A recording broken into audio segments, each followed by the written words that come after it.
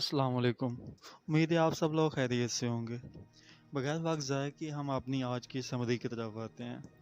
یہ summary Travis بریڈبیری اور Jain graves کی ایموشنل انٹیلیجنس پہ لکھی ہوئی کتاب سے دی گئی ہے۔ آپ کے خیال میں کامیابی کا کوئی فارمولہ ہے؟ کیا آپ سمجھتے ہیں کہ تعلقات میں وسعت بھی آپ کی کامیابی کا حصہ ہے؟ کیا آپ کا کریئر آپ کی فیلنگ کے لیے مناسب جگہ لیے ہوئے ہے؟ اس کتاب کے ذریعے آپ یہ جان سکیں گے کہ ایوریج آئی کیو کے مالک زیادہ آئی کیو والے لوگوں سے زیادہ سکسیسفل کیوں ہوتے ہیں۔ آئی کیو صرف 20% ہی ایوریج آئی کیو والے لوگوں سے جیت پائے ہیں۔ اس کی بنیادی وجہ یہ ہے کہ لوگوں کے پاس آئی کیو لیول تو زیادہ ہو سکتا ہے، لیکن یہ لازمی نہیں کہ وہ ایموشنل انٹیلیجنس جیسی خصوصیات کے عامل بھی ہوں۔ ایموشنل انٹیلیجنس کی بیسیکلی 4 ڈائمینشن ہے۔ اس کی جو پہلی ڈائمینشن ہے وہ سیلف اویئرنس۔ اس میں آپ یہ سمجھیں گے کہ اپنے ایموشن سے جڑنا آپ کے لیے کتنا امپورٹنٹ ہے۔ اس کی سیکنڈ ڈائمینشن سیلف مینجمنٹ سے آپ یہ سیکھ سکیں گے کہ سیلف اویئر ہونا کس حد تک اہم ہو سکتا ہے۔ اس کی تھرڈ ڈائمینشن سوشل اویئرنس میں آپ یہ جان جائیں گے کہ پہلے آپ لوگوں کو کس طرح سمجھ رہے تھے اور آپ کا وہ زاویہ کتنا ٹھیک تھا یا غلط تھا۔ اور لاسٹ میں ریلیشن شپ مینجمنٹ میں آپ یہ تک سمجھنے کے قابل ہو جائیں گے کہ ان سبھی ڈائمینشن کو ایک ساتھ جوڑنے سے آپ کس حد تک مستفید ہو سکتے ہیں۔ میں سمجھتا ہوں کہ خود میں بہتری لانا کافی حد تک کنفیوزنگ ہو سکتا ہے، ایون کہ آپ کو بعض اوقات خود پتہ نہیں ہوتا کہ آپ کو کس چیز میں بہتری چاہیے۔ تو اس سچویشن میں ایموشنل انٹیلیجنس ہی ہے جو آپ کے لیے فائدہ مند ثابت ہو سکتی ہے۔ ایموشنل انٹیلیجنس کا پہلا ڈائمینشن ہے سیلف اویئرنیس۔ مطلب یہ کہ جب آپ سیلف اویئر ہوتے ہیں تو آپ یہ سمجھ پاتے ہیں کہ کسی بھی سچویشن میں آپ کیسا فیل کرتے ہیں۔ آپ نے ایموشنز کو جاننے کے لیے خود پہ کام کرنے کے عمل کو ہی سیلف اویئرنیس کہتے ہیں۔ آپ کو کس بات پہ غصہ آتا ہے، آپ کو کیا چیز خوشی دیتی ہے، تو آپ یہ سمجھ پاتے ہیں کہ کیوں کچھ چیزیں ہمارے رد عمل کی وجہ بن جاتی ہیں۔ اگر آپ خود کو سمجھنے کے لیے وقت نکالنا شروع کریں تو اپنے متعلق ہی جان کے آپ حیران ہو جائیں گے۔ آپ ایک سچویشن امیجن کیجئے، مان لیجئے کہ آپ کا دن بالکل بھی ٹھیک نہ تھا، آپ کے باس کی جانب سے ڈیڈ لائن کی مسنگ کا الزام آپ پہ تھوپ دیا گیا ہے۔ اس سچویشن میں آپ اپنے غصے پہ قابو پانے کی انتھک کوشش کر رہے ہیں۔ آپ اپنے باس پہ چلانا چاہتے ہیں کہ وہ آپ کی نہیں بلکہ باقی ٹیم ممبر کی غلطی تھی۔ اس سے پہلے کہ آپ اپنی صفائی میں کچھ کہہ پاتے، باس نے آپ کو نکال دی۔ اپنے گھر پہنچنے تک آپ کا منہ غصے سے لال ہو چکا ہے۔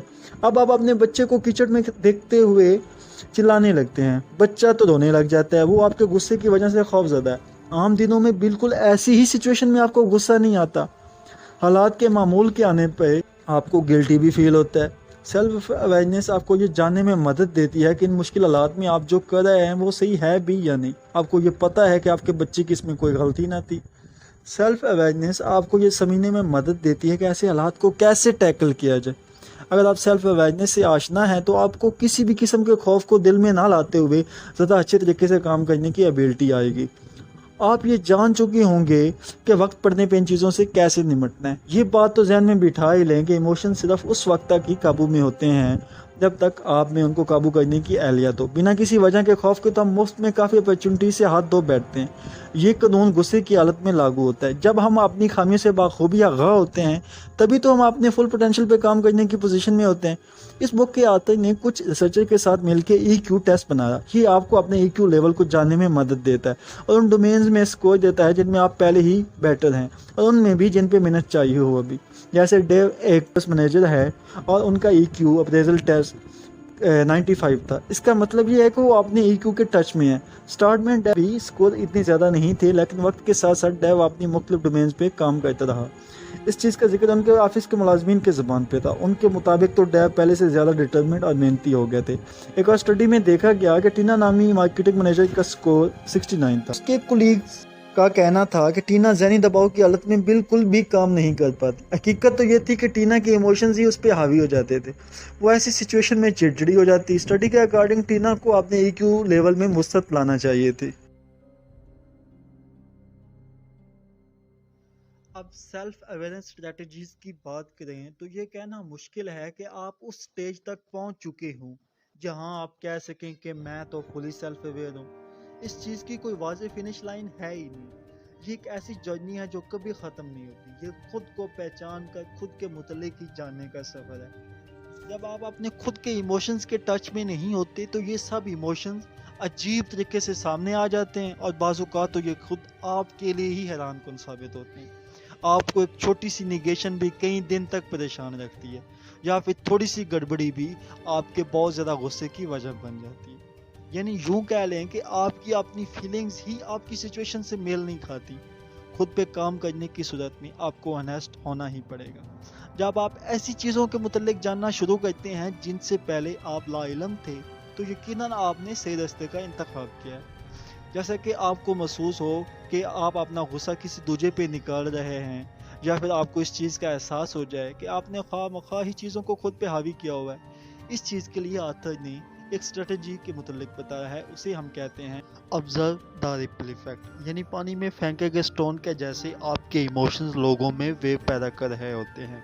एक बॉस जो अपने एम्प्लॉय पे चिल्लाता है बाकी एम्प्लॉय के सामने, तो बाकी भी यही समझते हैं कि उनकी भी इंसल्ट हो चुकी है, एक वेव पैदा हो जाती है। तो जो बाकी एम्प्लॉय होते हैं वो भी सारा दिन यही सोचते हैं कि कब बॉस के गुस्से का सामना उन्हें भी करना पड़ सकता है। तो ये चीज़ तो आपको जहन में बिठा ही लेनी चाहिए कि आपके इमोशंस ना सिर्फ आप पे बल्कि बाकी लोगों को भी अफेक्ट कर रहे होते हैं। बस आपको इसी रिपल इफेक्ट को ही तो समझना है।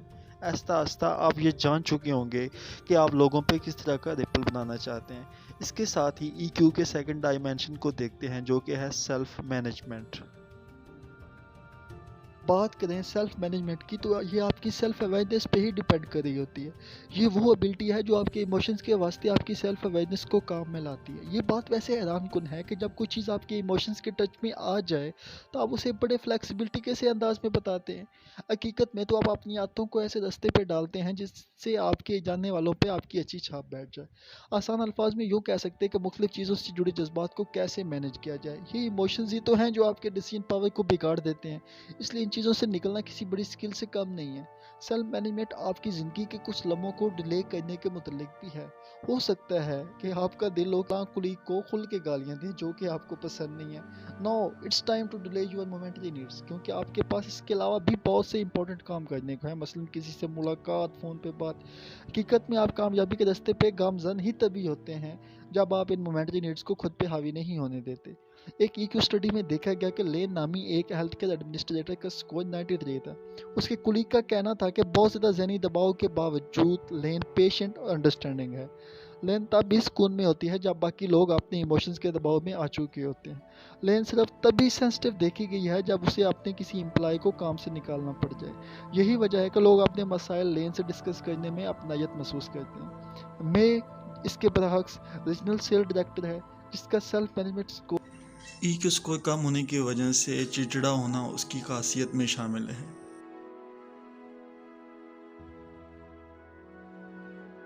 अब सेल्फ मैनेजमेंट का मतलब अपने इमोशंस को कंट्रोल करना नहीं है। आखिर अपने इमोशंस का मुआवजा एक ज्वालामुखी से कर रहा है। लावा निकलने से पहले ज्वालामुखी की सतह के नीचे बहुत हलचल होती है। ठीक वैसे ही गुस्सा निकालने से पहले आपके अंदर भी बहुत कुछ चलता है। आपको इन्हीं सभी इमोशंस पे ही तो ध्यान देना है। अब इस बात में भी कोई शक नहीं कि without self awareness self management कुछ भी नहीं है।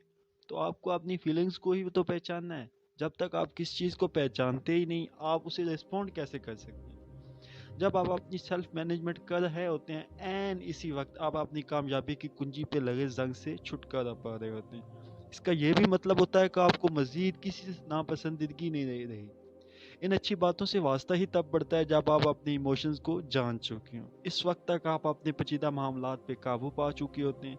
यही वो चीज़ है जो आप में फ्लेक्सिबिलिटी को मुमकिन बनाती है और बदलाव से निपटने का हौसला भी जागता है।